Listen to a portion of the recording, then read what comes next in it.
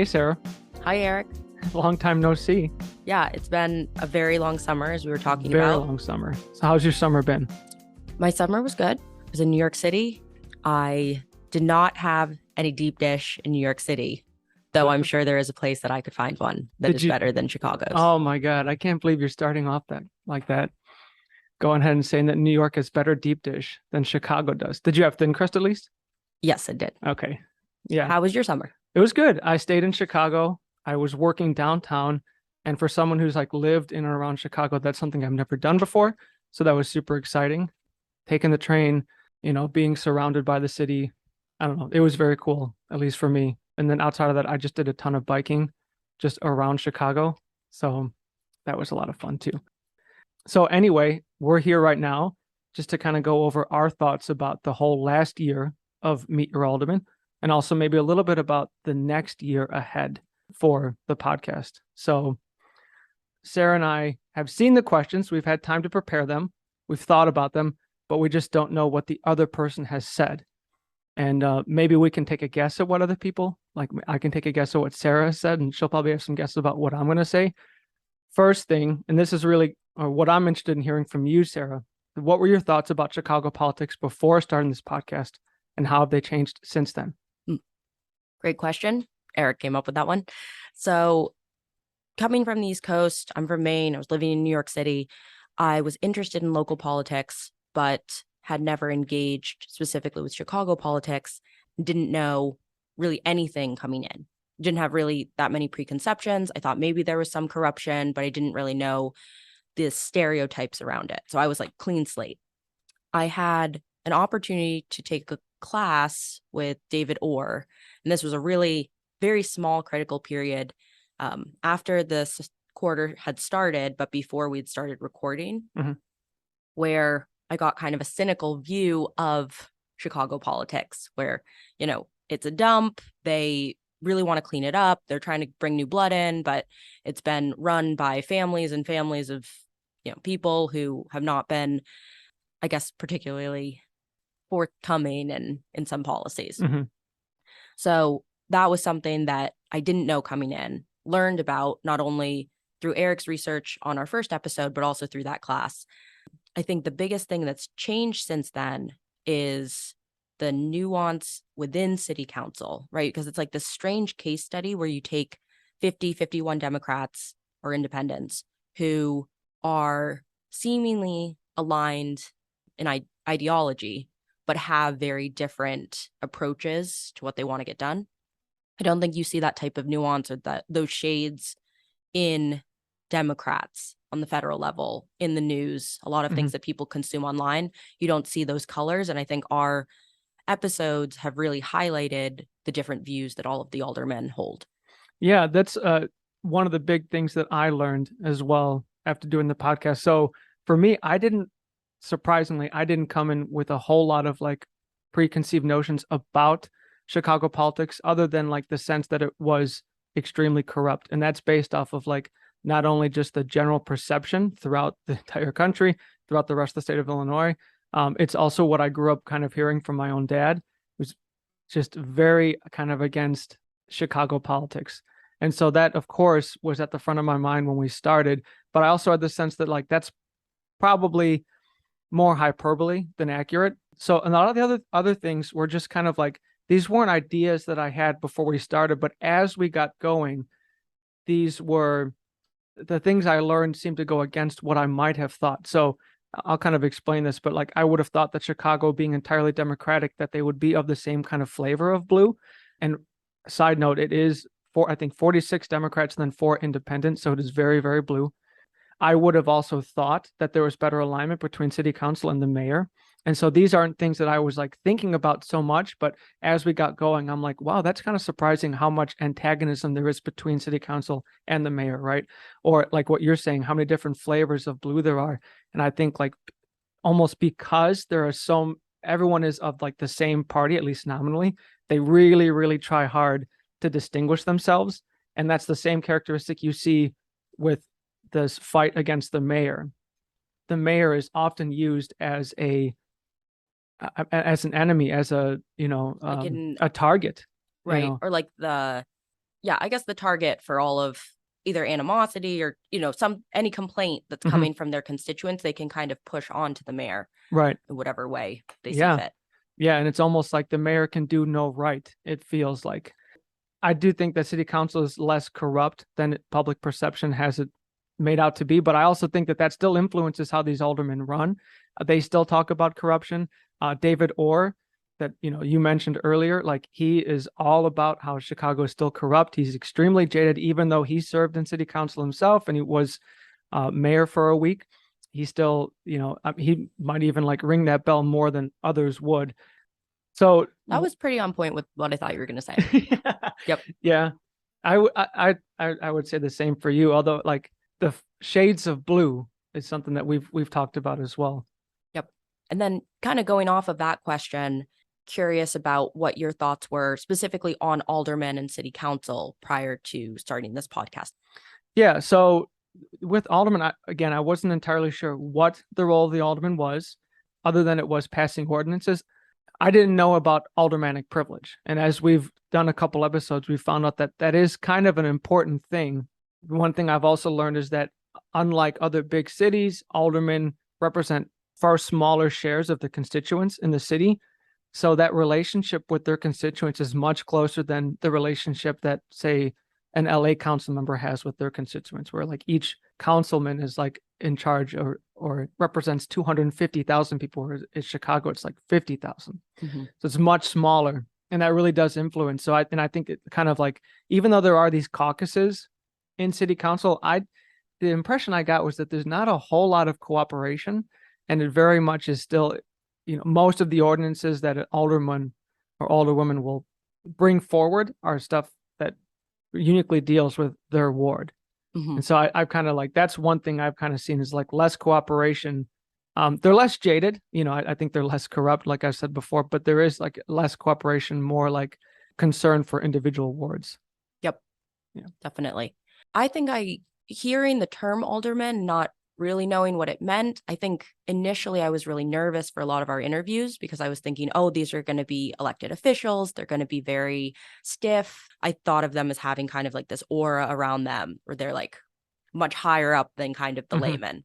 I was really surprised, and this might have been a result of the people who we interviewed first. But I remember we had Maria Haddon was one of the first alder people that we interviewed. And then we also obviously got Andre Vasquez and Sigcho Lopez. So I think they're newer to city council, and they bring like a lot of personality. They bring a lot of like new ideas. They're very idealistic. They have a lot of passion and spirit. And so I think that was really great to see and kind of see like, oh, they're very similar to us. And, it's easier to see people like us in like elected office. Right. It's not too far. Right. Not too far, not too distant from us. They still are politicians though. And I know we've talked about that. Some of the answers they give, they can be skilled at evading certain questions or really hammering points that they want to talk about. So, that's not like so surprising. And I guess it's like politicians are politicians. So that's not an extremely like exciting insight. Who's been your favorite alderman to interview? I'm going to guess. Can I take a guess for you? Andre Vasquez. No. Okay. Who?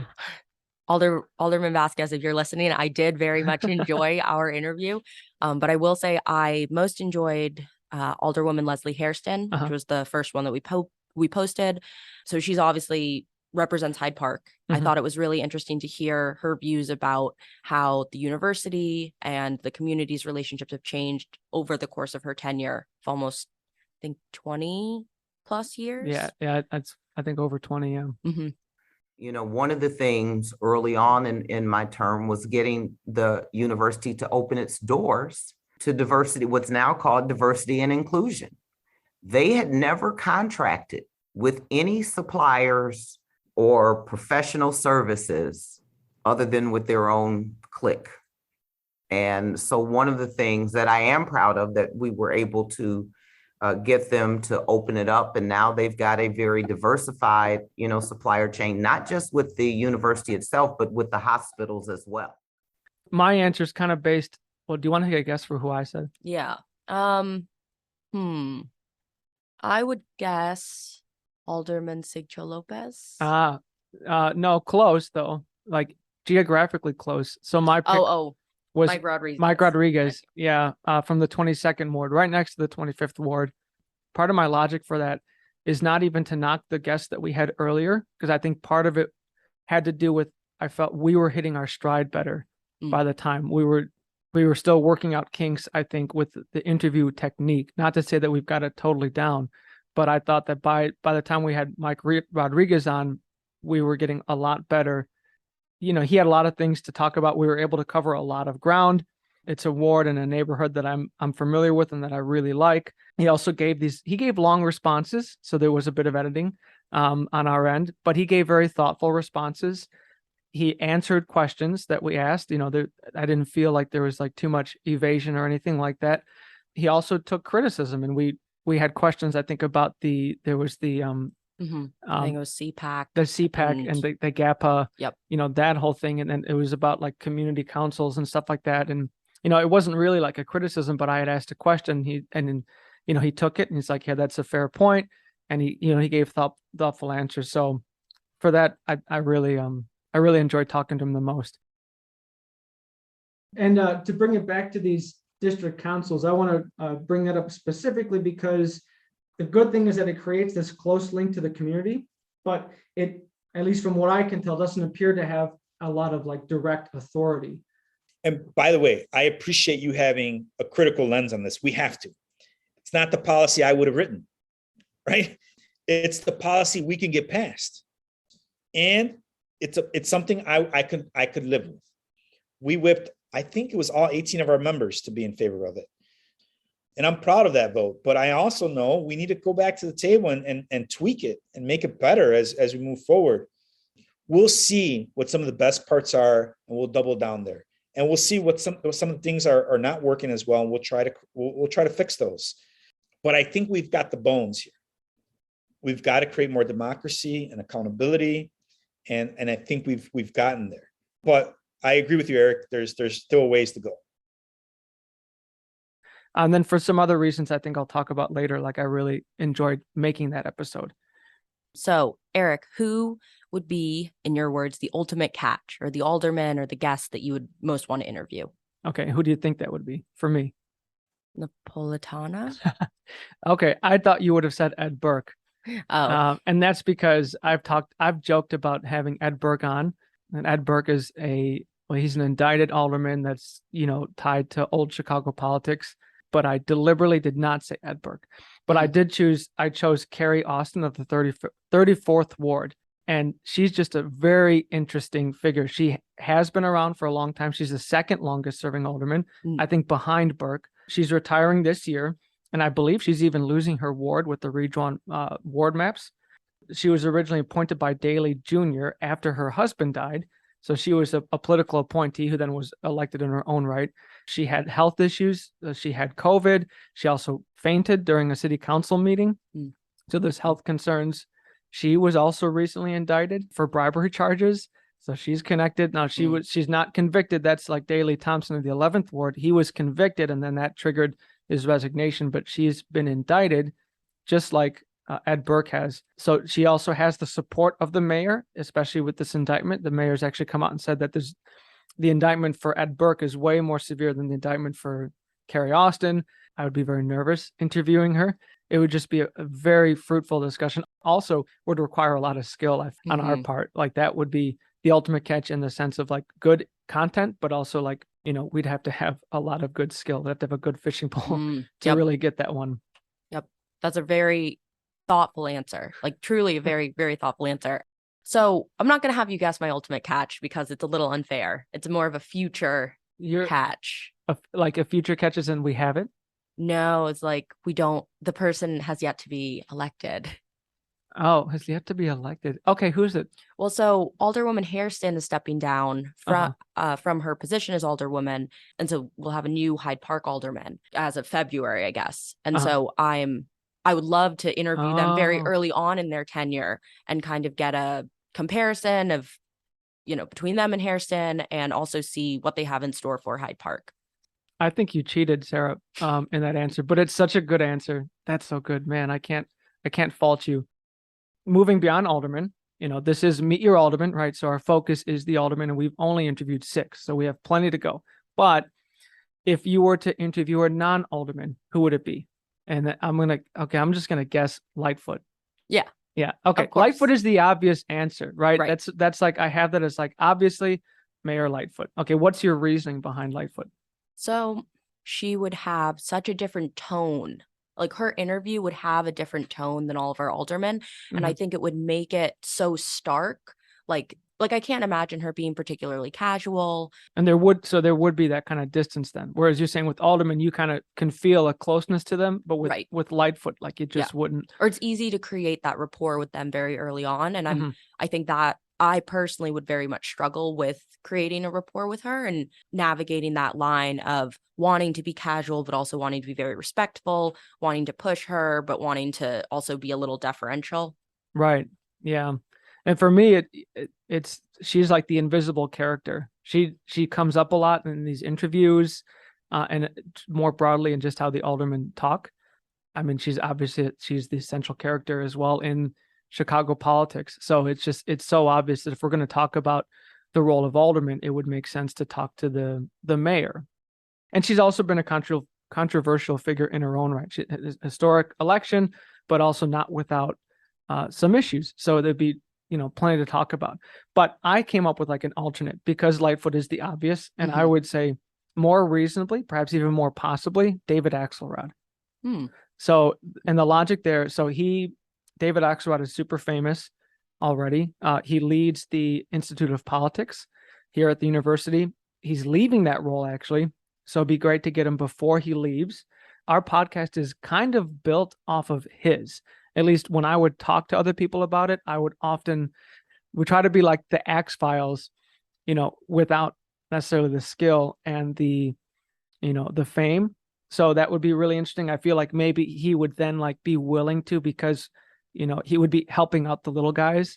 Right. He also had a start, like even he's from New York, but he also has been around Chicago for most of his career. He went here for undergrad. He worked on Washington's campaign. And he's with Obama as well. He got started here in Chicago. So just a ton of things that we could talk about. And I also found out yesterday that he started as a journalist for, I believe, the Sun-Times or maybe the Tribune, but he was like the correspondent for city council. Yep. So he could talk so much about aldermen, even if he's not actually an alderman. Maybe he has aspirations for alderman. Maybe Hyde that's Park why alderman, he's leaving. Maybe he's running. Oh boy, we don't want to start any rumors. But yeah, now let's go ahead and start some rumors. Yeah. Okay, so Great. now going into like the actual creation of the podcast. So what were your thoughts about making a podcast before, and how's that changed? So I'm not sure if you knew this, Eric, but I've had like a pipe dream to create a podcast since 2016. Like that was on my bucket list of like, before I die, I want to be on a podcast, let alone host a podcast. So this was really exciting to hear that our program had a podcast club. It was exciting to pitch to like a small group of people what I was thinking of for a podcast. Eric jumped on very quickly. He thought that sounded very interesting. So we've pretty much been tag team since before school started, honestly. Right. I didn't think through how creative a podcast is, and how even though, we don't have like a fiction podcast, or we're not like, writing a ton of script for it, right? Because it's interviews. I do think you have to make a lot of creative decisions and a lot of intentional decisions when you're actually cutting that episode together, whether it's music, whether it's how long, where you put different clips, how you kind of are trying to bring in the audience to what the guest is saying. I definitely underestimated that going in, but it's been a really nice creative outlet for me, for sure. I kind of had similar beginnings. So I, after I left the Army, I really was interested in journalism and wanted to pursue that, consider pursuing it. And so I had to decide between two different goals. It was either Harris or Northwestern's journalism school.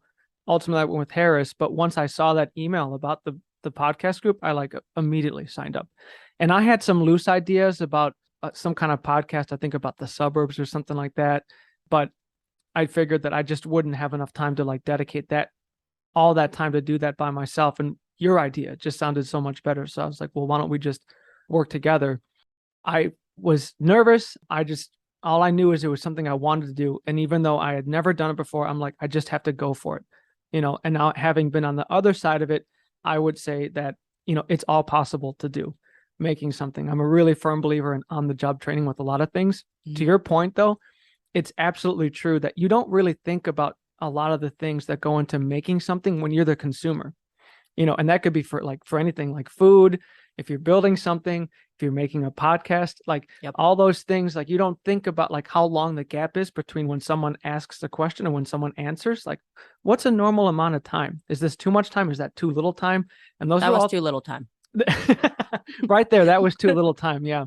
That could have been edited better. Right. But all those little things you don't think about so much, and they become so important when you're actually producing and editing the podcast.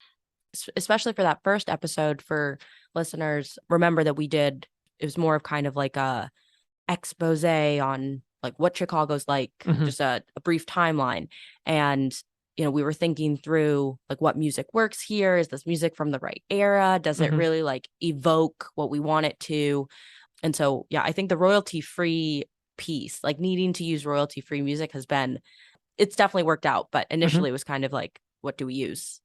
What did we say? Like, so we recorded that thing in December, right? Or November? I think November. Yep. November, but it didn't get produced or released until February. Right? The longest gap like that. At that time, I was like, man, it's just not going to happen. It's not going to work.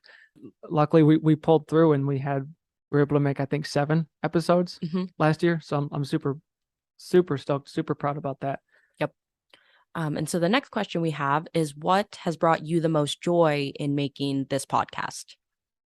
Here's an obvious answer: is getting to know these aldermen slightly better than, beyond their public personas or their social media sites, getting to know how city council works, how city government works. But really, it's also just working with like really talented people here at school. We have worked with a bunch of other students, and I want to bring up the Mike Rodriguez episode again. That was so cool to do because we actually had 2 students who translated that entire episode into a Spanish transcript. And then one of them even recorded a brief intro in Spanish. And I thought that was kind of really cool, this like collaboration.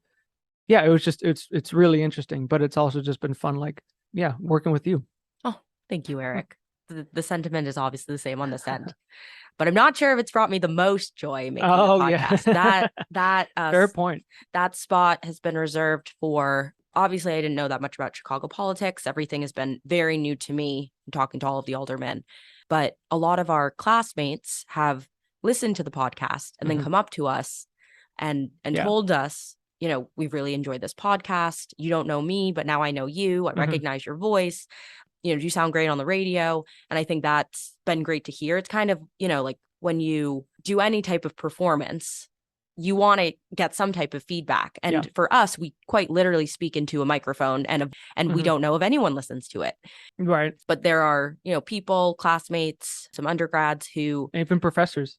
Yes. And some professors who have listened and are really enjoying our content. So I think has brought me a lot of external validation that sometimes is hard to find when you're in the studio. You're not sure if anyone's ever going to listen. Yeah. Super important. I definitely agree with that.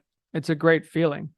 So on the opposite side of the coin, what's been the hardest or like least enjoyable part of making the podcast? And I'm pretty sure, well, I think you just looked at my sheet. I have it written 3 times, and it's editing. Yep. Yeah. I mean, I think that's pretty, like, once you start making these, it's the editing. I have editing. And then along with that, there's this kind of weird effect where if you listen to something over and over again, you start to lose an understanding of how someone else might hear it, if that makes sense. I mentioned earlier, like the gap between a response or a question and response. I really don't think that like most listeners focus too much on that, but if you're editing an episode, you can really focus on it and be like, oh, this is going to sound way too weird, right? Or the music's too loud in the background, or there's too many, there's so much, like you can get really stuck in your head, and that can be challenging in itself. It's like kind of stepping away and just being like, okay, hold on, let's not focus too much on the little details.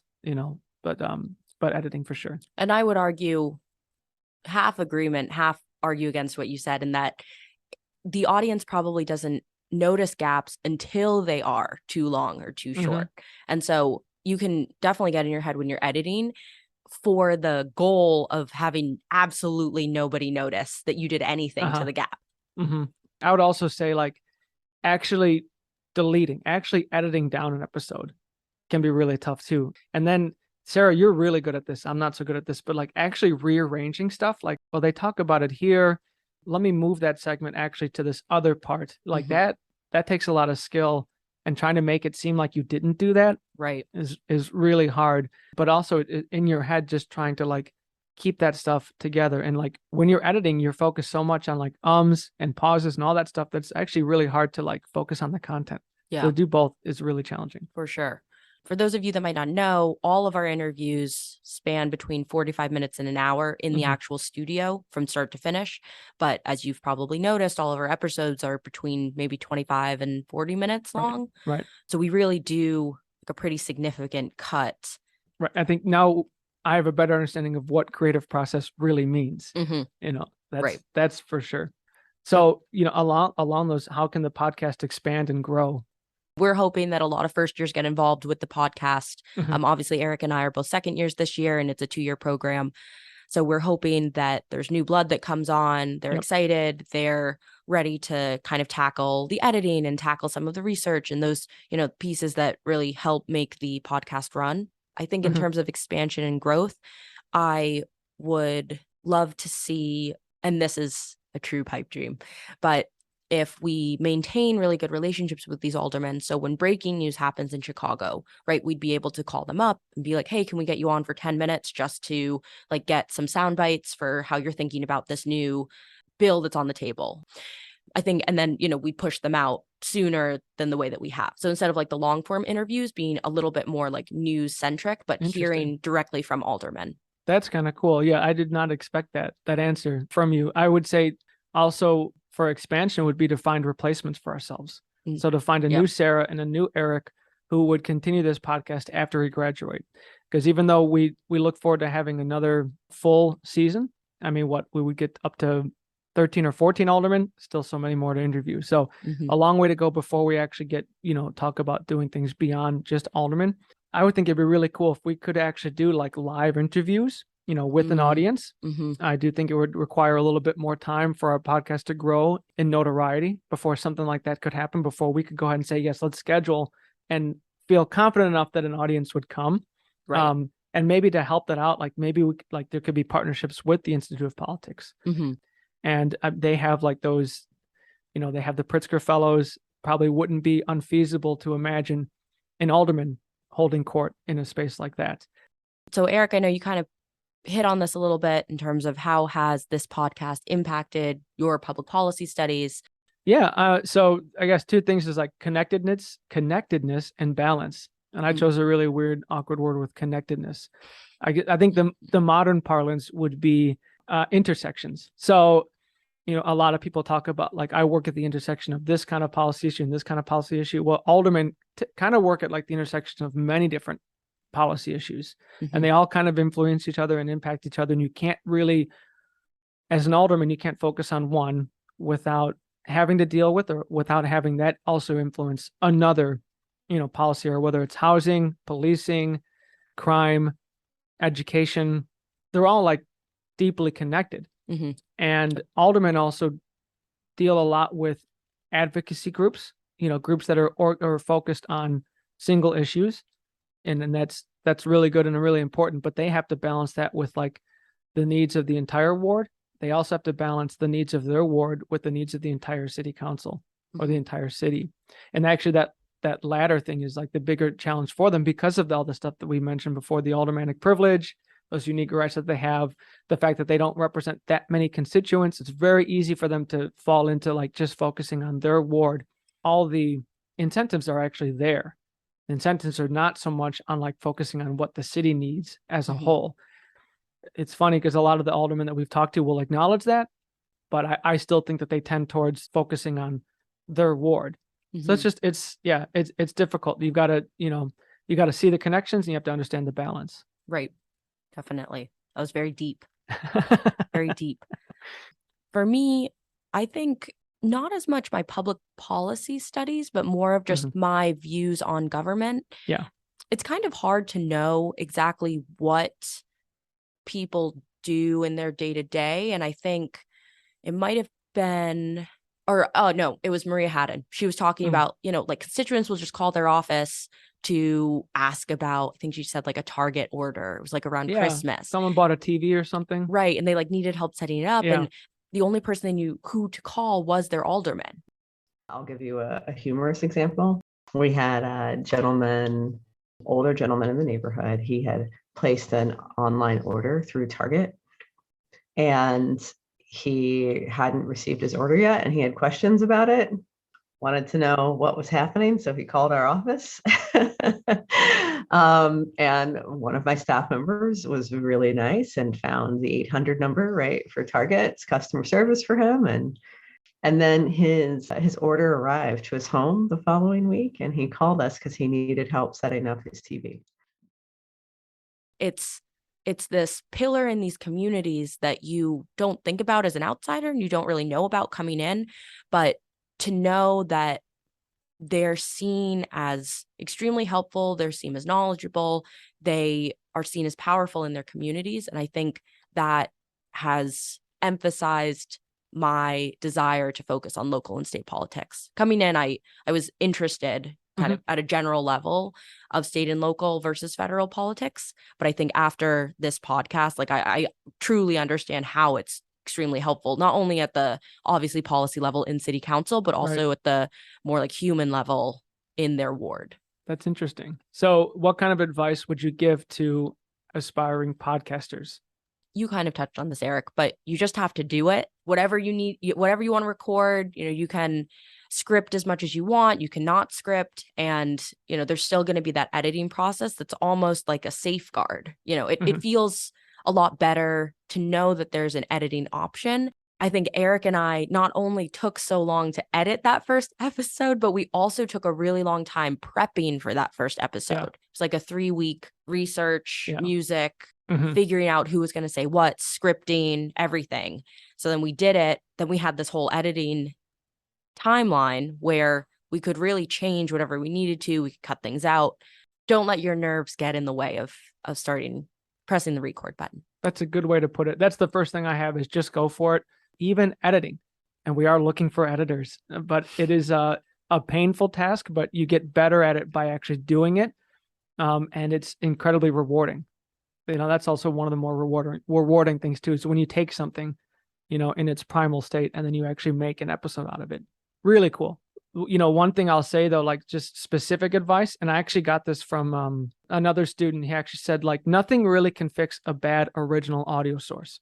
There might be the idea that, we can fix it in editing. That's not always the case. If the audio doesn't sound great at the time of the recording, you can't really do too much with it at the, on the other end. Right. Also, I would say it's really good to record your intros and outros after you've done the main content. Form your intro to the actual episode. Don't try to form the episode to what you have already said in the intro. Like, we're going to cover these topics. Yep. Don't be constrained by that kind of stuff. I have a final question. I actually have 2 final questions, Sarah, and I didn't tell you this one. Oh, okay. So it's okay. But the final question, though, actual one that's written, what are you most excited for in this next season of Meet Your Alderman? And I think I know one answer. Yeah. Nicole Lee. Yeah. So as we speak, in less than 30 minutes, we are about to interview with Alderwoman Nicole Lee. I'm just really excited for it. I think that felt like a really good win this summer. Yeah, that was an awesome text to get. Like, we got Alderwoman Lee. And that was something like, hopefully listeners will listen to the next episode, but Alderwoman Lee is historic. And for many different reasons, the fact that we got her so early in this season is incredible. The other thing too is working with fresh faces at Harris. Really excited for that, hoping that we get more people on board. People that we've worked with, not only at Harris, but just UChicago have been super helpful. I'm just thinking of this now, but shout out to Olivia DePriel. She's the one who created the logo for Meet Your Alderman. And that's like little things like that go a long way. And I'm just excited to see what happens now. For the final question, because we end all of our interviews yeah. like this, Sarah, do you have a favorite place in Chicago to get non-deep dish pizza? Take your time. Oh, I know this is, Okay. you're in the hot seat now. So there's a place, I want to say it's either in Wicker Park or Logan Square. It's like right along the blue line, called Peace Pizza. Oh, God. I believe it's PIECE Pizza. I think so. It's New Haven Pizza, which is as close Really? to, yeah, it's New Haven Pizza. And they have a mashed potato pizza, which I haven't tried yet, but I'm sure is delicious. Whenever I go, people refuse to get that because they think it sounds gross, but I Is think, that a New Haven thing? yes, Mashed potato pizza Mhm. is a New Haven style of pizza? yes. Wow. It's almost like a loaded potato pizza. I would try it. It sounds strange. I'm not sure if it really qualifies as pizza according to the experts, but I would try it. Absolutely. And Peace Pizza was probably like that kind of was my answer for like an actual Chicago one. Because my answer, Oh, if you're curious, actually is slightly outside of the city. So in Cicero, which is right outside of Chicago, on 16th Street, there's Freddy's Pizza. And they're very famous. It's actually like one of the few Cicero restaurants that Chicagoans know about. And it's very like old school Italian. And they are like Italian style, like thin crust, like margarita pizzas. We went there over the summer. It's frustrating because there's no menu with prices. It's just, they've been around so long and their customer base knows them that you just have to, like if it's your first time, we just got to figure it out. Everybody else knows what to do. There's like no line. It was total chaos. Once the pizza came and I tried it, I was like, oh, it's totally worth it. It was just a lot of like, I don't know. It was a rush too. It's like, what do you want? I had to like think of something real fast, and I went with the classic, the margarita, and I did not regret it. So that's Freddy's on 16th and Cicero. Highly, highly recommended. Okay. I promise I have no more surprise questions. Thanks for sitting down. Thanks for sharing your thoughts. Even though I kind of had a guess for how you'd answer, some of the answers you did supply were pretty surprising.